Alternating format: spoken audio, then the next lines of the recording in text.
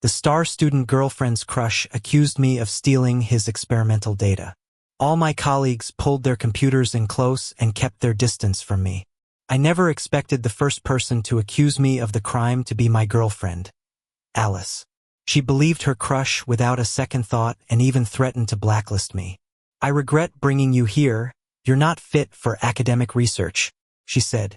I was a poor student secretly dating the rich and beautiful Alice. To outsiders, she and her wealthy crush seemed like the perfect match. I naively thought that if I worked hard, I could bridge the gap between us and gain everyone's respect. Now I realize the person who looks down on me the most is Alice. Forced to leave the research institute, I changed my name and disappeared from society. Later, I heard that this high-flying biology genius spent 8 years searching for me. When I showed up, Ken was rummaging through my stuff. "What are you doing?" I yelled, rushing to stop him. Ken smirked. "Why are you so angry? Feeling guilty? You took the USB drive, right? Everyone's search. Don't let him hide it. You're talking nonsense. When did I ever take your stuff?" I protested. As Ken grabbed some documents, he knocked over the cactus that my grandmother had given me. I rushed forward to save it. But Ken's eyes lit up like he'd found a clue. "You seem pretty tense about this plant. Is it hidden here?" he said, grabbing the cactus and smashing it to pieces on the floor. The pot shattered instantly. He didn't stop there. He stomped on the plant and soil until it was nothing but bits and dust. Finally, he feigned understanding. "Oh, it's not here. Must be somewhere else. Keep smashing." Others echoed his call, carelessly smashing my stuff. Even my carefully nurtured samples weren't spared. Years of hard work went up in flames. Enraged, eyes bloodshot, I grabbed Ken. He sneered at me provocatively. I couldn't hold back. I raised my fist, ready to hit him. But then Ken suddenly looked pitiful. "Please let me go. If you took the data, fine, keep it." "I don't need it," he whimpered. I was shocked by the change. At that moment, a cold voice cut through. "Gary, what are you doing?" Alice strode over, pushing me away and gave me a disapproving look, then turned to comfort Ken. I hurried to explain. "He smashed my petri dishes and my grandma's cactus." Alice glanced at the shattered dishes and said dismissively, "You spent over a year with no results. That's hardly valuable research." She looked at the ruined cactus and judged harshly. "I told you not to bring this nonsense to the lab. Your mind's more on plants than on work. No wonder you have no results for so long. So that makes it okay for Ken to smash my things?" I asked. But mentioning Ken, Alice was less direct, turning to him to inquire what happened. "You're not usually so rough, Ken. What's going on?" she asked. Ken sighed. "I didn't want to, but Gary stole my data. I gave him a chance to return it, but he refused and was really defiant. I got back when you were already trashing my stuff." "I never took your data," I said indignantly, defending myself against Ken's twisted words. But Alice hushed me with a look, then asked Ken, "What do you mean? What did Gary steal?" Ken hesitated. "I've been preparing for the biomedical engineering conference, working on my research for over a year. Last night, I found my USB with all the data gone, and my half-written paper deleted. Gary was the last one here." Suddenly, all eyes were on me with disdain and mockery. Only Alice seemed to ponder for a few seconds. I had told Alice earlier I'd be late because of a new research idea. I thought she'd believe me. "Alice, I told you last night I stayed to work on my new idea. I didn't take it," I pleaded. But Alice's cold gaze stopped me midway. I was stunned. Alice then coldly said, "If you had issues with your paper, you could have come to me. Why take Ken's data?" I shook my head in disbelief. "I didn't. You can check my computer anytime. Ken and I don't even research the same field." Desperate, I moved to find my laptop, but it lay broken on the floor. "I didn't do it. Once my computer's fixed, I can prove it," I said, looking at Alice. Seeing I still denied it, Alice's eyes filled with impatience and disdain. "You're entering the conference, but with missing data, you're nearly done. You've almost been at the institute for 2 years. Risk being fired if another project isn't completed. Your grandma depends on you. Without this, you can't pay for her medical bills, let alone rent. Return Ken's data, He has promise and can help humanity. You just want money. I can still sponsor you as I did in college." Hearing those words from Alice, my head went blank. So that's how she saw me all along. I grew up with my grandmother. My parents formed new families when I was very young. We were poor, but I never gave up. I got into a prestigious university on my own merit, bringing my grandma to live with me. A poverty scholarship helped a lot. That's how I met Alice. She was the talk of the school, a genius in biology, and a well-known rich girl. When she confessed to me, it felt like a dream. But we had to keep our relationship a secret. She said it would cause unnecessary trouble.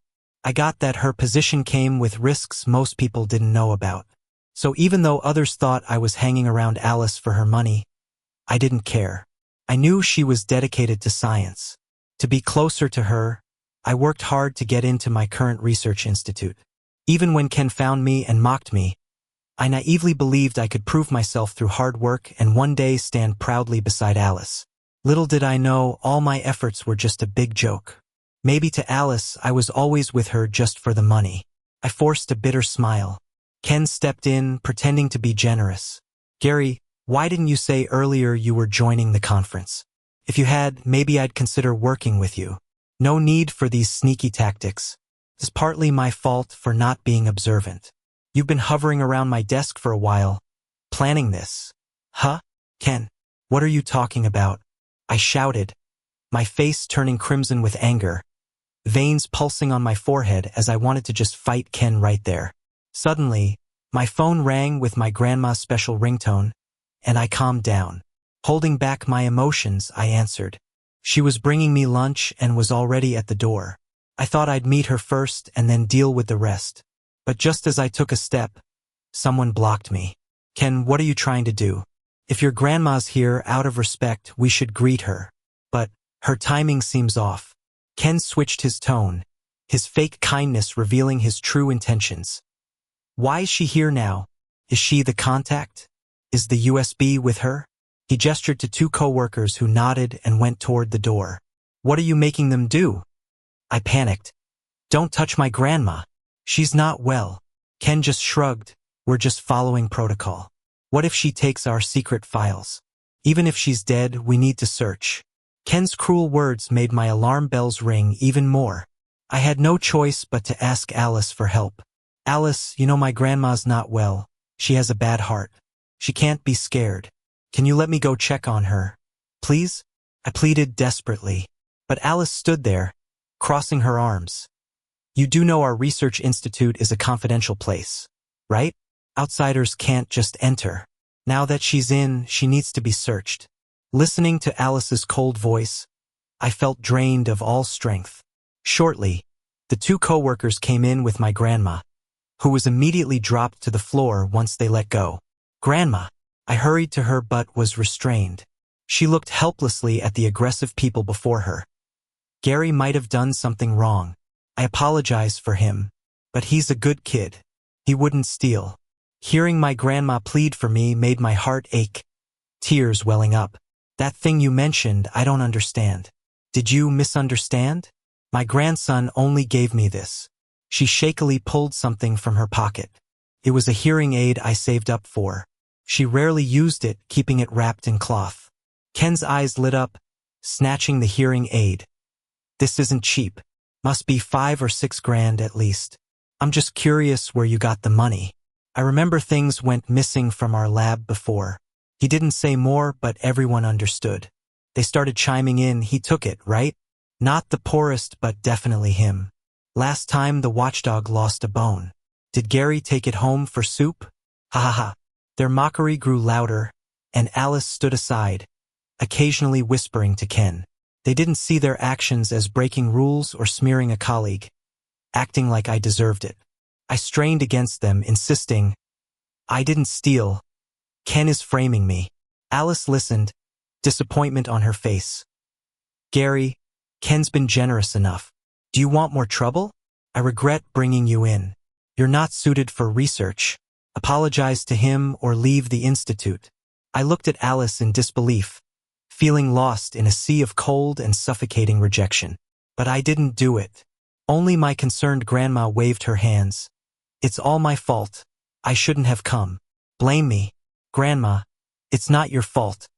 They're framing me. I nearly broke down. But they simply accused.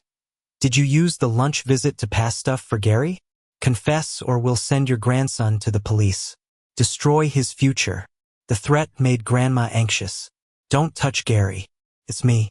She wanted to shoulder everything but suddenly couldn't speak. Clutching her heart, she collapsed. I shouted, "Call an ambulance. She has heart disease. Let me get her meds." Ken was skeptical. Faking it? Hard to trust poor kids. This must run in your family. He nudged her with his foot, realizing she wasn't moving. Finally, Alice stepped forward. His grandma indeed has a heart condition. This is real. I thought she'd help rush Grandma to the hospital knowing the severity. Suddenly, she turned to me and said, "Hurry up and settle this. I don't want to waste any more time. Gary, just apologize. I'll cover the medical bills." Ken acted unsure, but he was smirking, ready for my apology. I clenched my teeth, digging my fingers into my palms. But the pain in my heart was worse. I knew that every second I hesitated, my grandma was in more danger. I had to swallow my pride and apologize. Just as I was about to, Ken's sidekick stepped forward and said, "Is just an apology sincere enough?" That was over a year's work for Ken. Who knows how much more time it will take to redo it. Yeah, if you want to take your grandma to the hospital, you need to kneel and apologize to Ken. I was shocked for a moment, then looked up and saw Alice watching me, urging me with her eyes to kneel and apologize. It didn't matter what this kneel meant to me. At this point, I stopped resisting and slowly got down on my knees. "Okay, I apologize. Ken, I'm sorry. Please take my grandma to the hospital." Grandma was rushed to the hospital. The doctors said any longer, and things would have been worse. After surgery, she was sent to the ICU. I sat outside the room, unable to hold back my tears. Someone gently placed a hand on my back. I immediately tensed up and moved away. Alice looked at me incredulous. "What do you mean?" I looked at her coldly, just concerned about others seeing and getting the wrong idea. Sure enough, she glanced around and walked away from me. I lowered my head and chuckled. Alice lowered her voice, "You know we can't be open about our relationship. If I help you at the institute, it would be misunderstood. I have to play by the rules. You call helping others threaten me playing by the rules? You messed up and don't have evidence. You angered everyone. You ruined his data, and I promised to help him redo the experiments. If it weren't for me, it wouldn't just be an apology." I felt it was ridiculous. "Really? Should I thank you then?" Alice couldn't handle my attitude. She snapped, "Can you not be so sarcastic? Fine, think it over and come find me when you do." She stormed off. I stood there indifferent. In the following days, I focused on taking care of Grandma. But she was old, and with her failing health, she passed away. Even on her deathbed, she worried about the false accusations I faced. I know our Gary isn't that kind of person. Live with dignity and prove them wrong. But I didn't care about them. "Grandma, I only cared about you. I want to prove to you that your grandson didn't let you down." I went to the institute and resigned. I documented every cent Alice lent me, wrote her an IOU, and sent it along with the remaining medical bills. After that, I left City A with only Grandma's belongings. I even changed my name. Now I go by David, taking Grandma's surname. I moved to a new city and started over from scratch. 6 years later, I found myself back in City A because of a job transfer. My colleague Mike invited me for dinner. He was at the institute back then too, but was on leave. Once he learned about the false accusations, he stood up for me, which led to bullying from the entire institute, and he left too. Somehow, we ended up working together again. As soon as dinner started, Mike reminisced. "I always knew you'd make it. Look at you now, 6 years later, a regional manager. I'm in good hands for sure. Don't worry, I got your back." After a satisfying meal, we headed home. But when I reached my apartment, I saw a woman standing there. I walked closer with curiosity and finally saw her face. Alice was standing there, looking at me with teary eyes. "Gary, where have you been?" I've been waiting for you to come back for me. Are you leaving again? Did you ever think of me? You have no idea. I've been thinking of you for the past 6 years. Alice poured out her feelings of longing. I stood there, silent, frowning. This apartment is new. I just moved in. Not even Mike knows about it. How did she find me? I know I was too hard on you back then, and I've reflected on that. Let's try again. Let's rebuild. I interrupted, annoyed. How did you find me? Who told you? She bit her lip, saying nothing. Then I'll leave City A. I turned to walk away. Panicked, Alice grabbed my sleeve and hesitated. I couldn't find you anywhere. So I left notices with every agency in the city, asking them to inform me if you rented a place. Don't be mad. I just wanted to see you. Please don't leave. I can't find you. Tears flowed from Alice's eyes, filled with a deep sadness. Leaving City A was an empty threat. My job transfer means I can't leave for a while. I never thought after 6 years, Alice, once so aloof, would cry over anything I said. Before, I might have wanted to comfort her. Now her tears mean nothing to me. I grew impatient. We broke up. What do you want? An apology to your dear Ken again? Alice seemed stunned by my bluntness, lost for words. No, it's not like that. I never wanted to break up. What happened back then? I can explain. I later realized it was just a misunderstanding. When I repaired your computer, I saw your thesis had nothing to do with Ken's. And you've already corrected the mistakes from your previous experiment. That paper you're working on looks really good. It's given me some fresh ideas.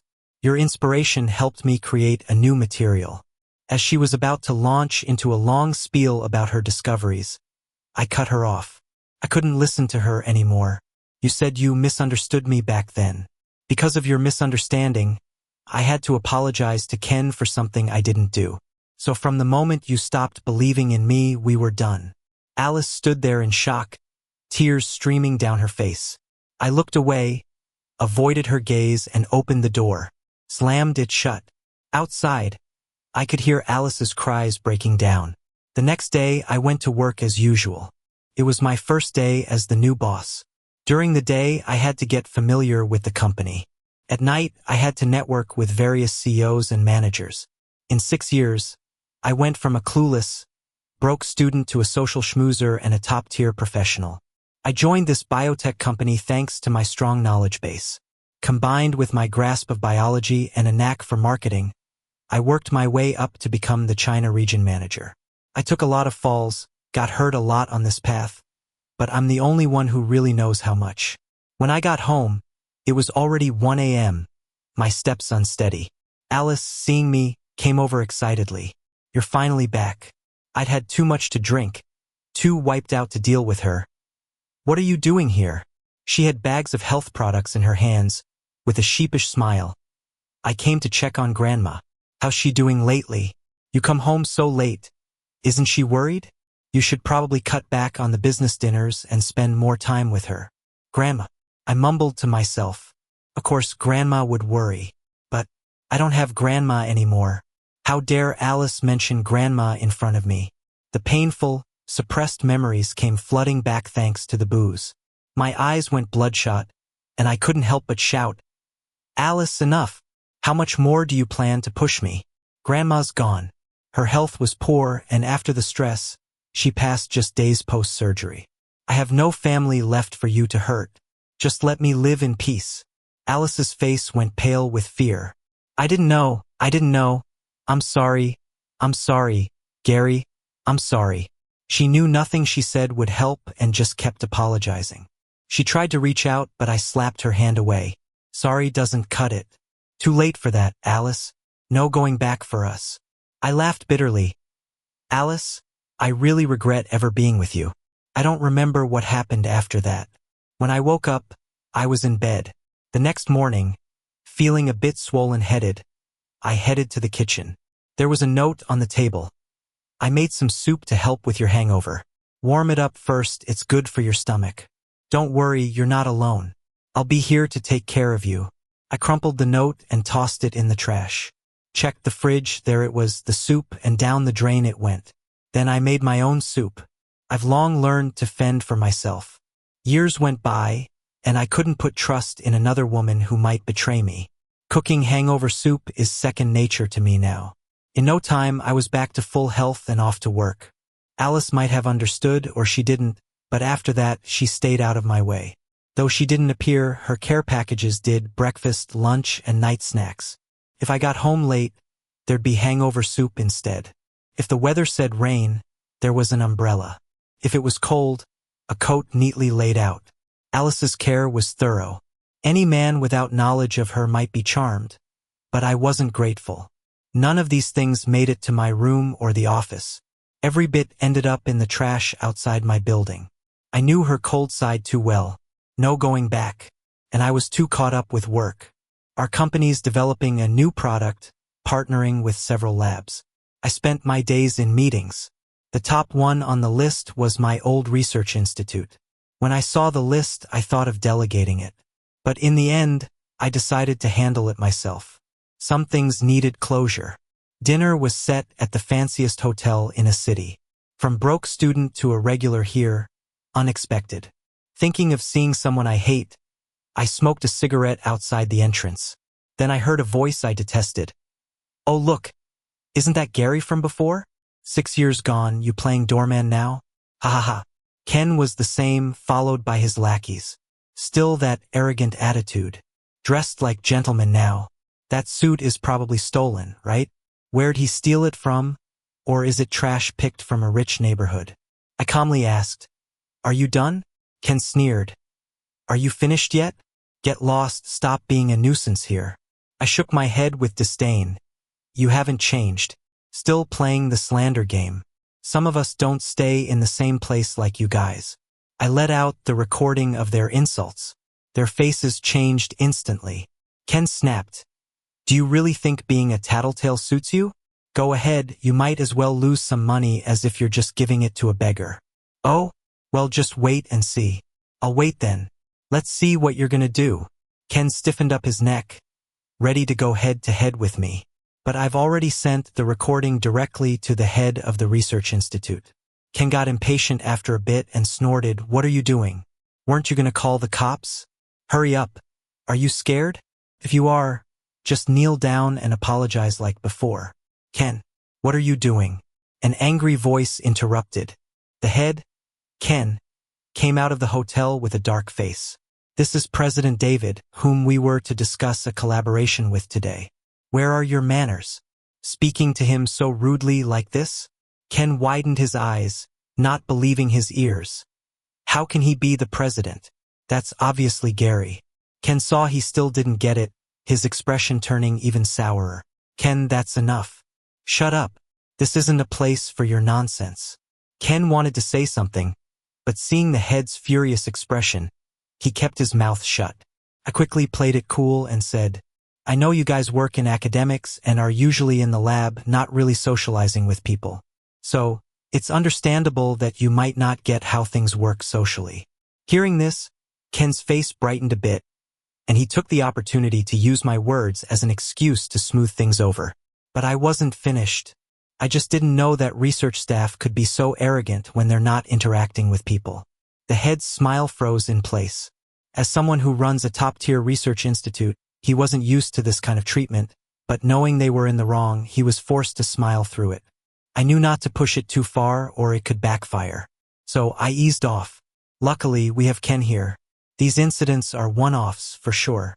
I'm confident a university is full of talented folks like Ken here. I'm really looking forward to working with your institute." Ken smiled slightly and turned to give Ken a glare, then engaged with me again, laughing as we headed back inside the hotel. After sitting down, the atmosphere was relaxed, apart from Ken, of course. Ken glanced around and said, "One more researcher hasn't arrived yet, probably held up by something. She's made quite a name for herself, publishing over a dozen papers in SCI and is about to publish on synthetic biology. Quite the rising star." He praised her to the heavens. Ken's face turned sour, and he shot me a hateful look. I could guess who he was talking about. The door opened, and Alice walked in. "Sorry I'm late." She stood there coolly, a hint of sorrow in her eyes. until she glanced up and saw me sitting there. Her expression turned from glum to delighted. "Alice, come meet." Ken was about to introduce, but Alice quickly walked over to me. "You're here. Why didn't you tell me ahead of time?" All eyes turned to me. I awkwardly cleared my throat. "I'm here to discuss a collaboration with your institute. Do you need my help with that?" She turned to Ken eagerly. "Professor, just agree to the collaboration. I can tackle a few more projects for the institute. No need for you to say anything. We're just about done here, just waiting to sign the contract." Ken was both amused and surprised by Alice's enthusiasm for me. "David, didn't know you and Alice were so familiar. Had you gone through her, maybe we'd have gotten there even faster," Ken joked. Alice flushed with shyness, and I just smiled, not wanting to get too entangled with her. Curiosity getting the better of him, Ken asked, "How do you two know each other?" Ken couldn't hold back, snorting. "Know each other? Ha, he's just an academic thief. How could he know her?" The room's atmosphere tensed, everyone being academics themselves. They loathed an academic thief. But they couldn't quite believe Ken would just slander me. Expressions turned curious and conflicted. Familiar scenes replayed, but this time, I wasn't angry or hurt by the suspicious gazes. Standing firm, I said, "I think you all see it. Ken and I share some history. Since we'll be working together, I won't hide it. My original name is Gary. 6 years ago, I was part of the research institute. Ken accused me of stealing his data and ruining his papers. Then he teamed up with others to drive me out of the institute. 6 years ago, to protect my grandma, I had to admit to a crime I didn't commit. But now, after all these years, I plan to clear my name. Gary never touched Ken's stuff. Not then, not in the future." Ken couldn't stay seated, pointing at me as he shouted, "Gary, even now you're still lying. If you didn't do it, why did you run away and change your name and identity? Mr. Big Shot, you had me blacklisted from the academic circle, making it impossible to continue my research. Need me to remind you of what you've done?" Everyone's expressions became colorful with this revelation. Ken frowned, turning to Alice. "Alice, is this true?" Alice bit her lip and nodded. "I believed the accusations back then. It was only later I found out Gary was innocent. But by then he was gone. I couldn't find him until recently when he returned. With Alice vouching for me, others began reconsidering, suspecting Ken might have lied. Seizing the moment, I raised my bag as a cue. There's another reason I returned. I found evidence of Ken's false accusation. The USB drive I was accused of stealing, I've got it. I didn't steal it. Ken gave it to someone himself. And this was passed on to me by someone else. This USB drive has what Ken called data experiments. I've always wondered why he falsely accused me of stealing the data back then. Besides his jealousy over Alice, the main reason was that he hadn't actually succeeded in his experiments. Ken wanted to destroy the data without anyone knowing so he wouldn't be embarrassed at the conference. So he pinned the blame on me, achieving 2 goals at once. Not to mention that Alice later helped him finish the experiment. Make that 3 birds with 1 stone. But now, I'm going to reveal to everyone what you claimed I stole back then. After saying that, I pulled out my laptop, ready to show everyone. Ken clearly didn't believe I had the USB drive, but when I guessed his intentions correctly, he panicked. "How could you have my USB drive?" I clearly threw it away. The room went silent. "Oh, threw it away?" I pulled out an earbud from my bag, smiling as I showed it to him. "No worries, I didn't have it anyway. You tricked me." It was then Ken realized he'd been deceived and angrily moved towards me. But with his scrawny frame, he was no match for someone like me who's been working out. I easily dodged his hand and then landed a solid punch right on his nose.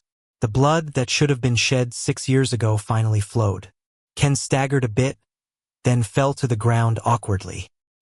He wiped his nose and saw the blood, getting even more furious, but still kept saying, "Gary, I won't let this go. You just wait." Alice rushed over to stand in front of me, arms open. "Try to bully Gary again, and I won't let it slide this time. If you dare touch Gary, I won't spare you." Ken stared at her in disbelief. "He's just a poor guy. What on earth has he done to make you protect him like this? Ken, unable to watch any longer, stepped in to stop the drama. Ken, you're fired. Our institute can't afford someone like you. You should look for a job elsewhere. I'll report your actions today. Ken looked defeated, leaving like a beaten dog. The dinner resumed, and the collaboration with the institute was officially formed. Afterwards, Alice was still following me. I stopped her. Don't follow me anymore. Her initially excited face became cautious. Everything's settled now. Does that mean we can get back together?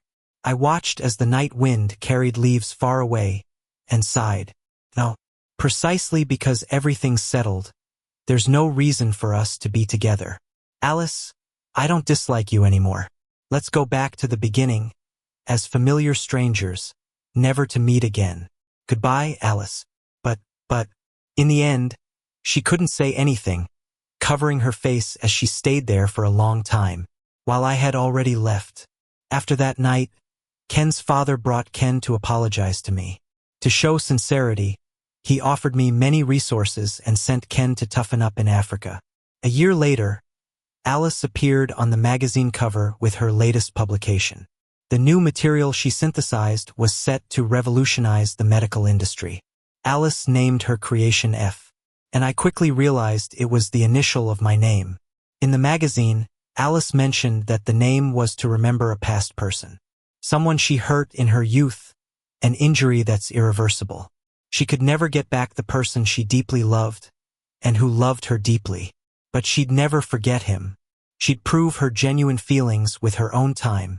This time, she wouldn't shrink back. An envelope was quietly delivered to my desk. I opened it to find a transfer of use rights for F. She transferred the rights to me for free. I placed it deep in my drawer, along with all the past sufferings. My life is charging full steam ahead.